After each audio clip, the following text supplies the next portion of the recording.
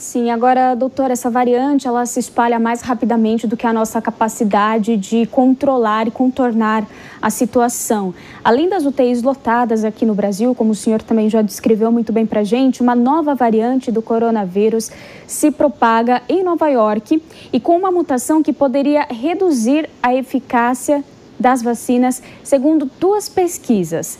Agora, eu queria focar no seguinte: essas variantes é algo que os cientistas já temiam? Era possível de prever? É algo comum para um vírus?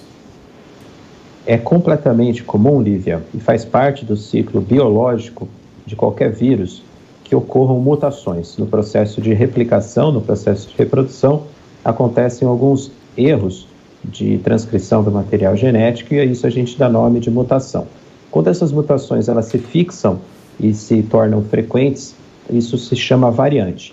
Nem toda variante é um problema. Muitas vezes essas alterações de mutação servem apenas para a gente conseguir rastrear o caminho que o vírus está fazendo.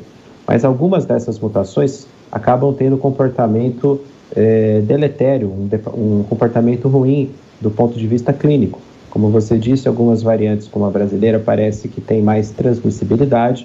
Outras variantes podem ter uma doença, pode se transformar numa doença mais agressiva. Algumas outras podem fugir do sistema imunológico, ter mecanismos de escape da resposta imune, fazendo com que haja mais possibilidade de reinfecção.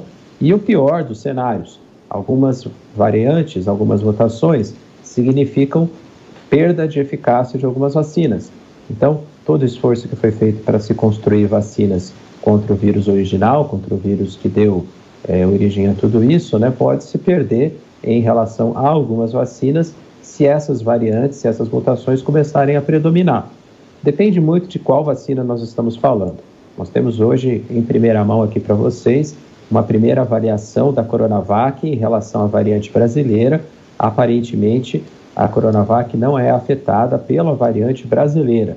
É uma divulgação preliminar do Instituto Butantan. Mas variantes, por exemplo, como a da África do Sul, a gente sabe que tem impacto na vacina da Oxford AstraZeneca e a variante americana, talvez, em relação às vacinas que eles usam por lá, que são as vacinas de ácido nucleico da Pfizer e da Moderna. Tudo isso preocupa muito, e porque talvez no futuro o que a gente tenha que fazer?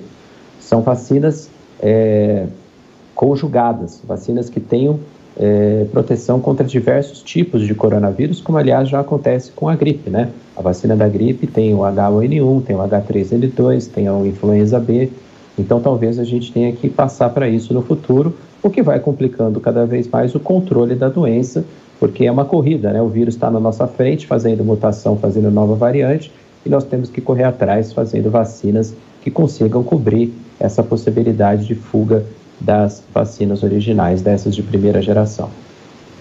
Doutor, então significa que nós vamos seguir nessa luta por um tempo, partindo do fato de que um vírus, naturalmente, ele sofre mutações? Exatamente. Infelizmente, nós não estamos lidando com um inimigo que fica estático. Ele está mudando as suas conformações genéticas, isso pode se transformar em uma série de comportamentos que são ruins para nós, como mais transmissão, doença mais grave, fuga da resposta imune natural ou fuga da resposta vacinal. Portanto, o desenvolvimento de pesquisas, a tecnologia, o investimento em tecnologia tem que ser pesado para que a gente possa entender esses caminhos, essas estratégias do vírus. É uma guerra, nós temos que entender melhor o nosso inimigo, o que ele está planejando, o que ele está pensando para o futuro, para que a gente possa se prevenir, que a gente possa ter armas mais eficazes.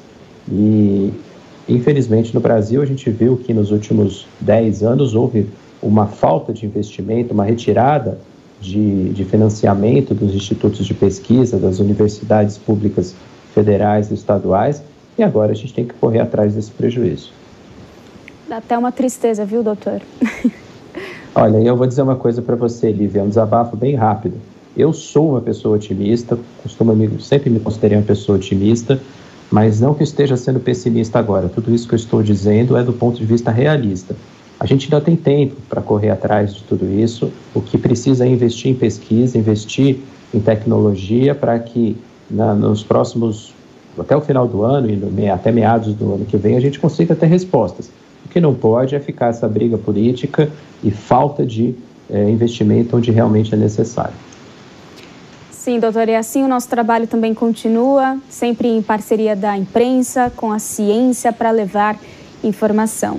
Nós conversamos aqui com Alexandre Naime, chefe da infectologia da Unesp e consultor da Sociedade Brasileira de Infectologia. Doutor, obrigada mais uma vez.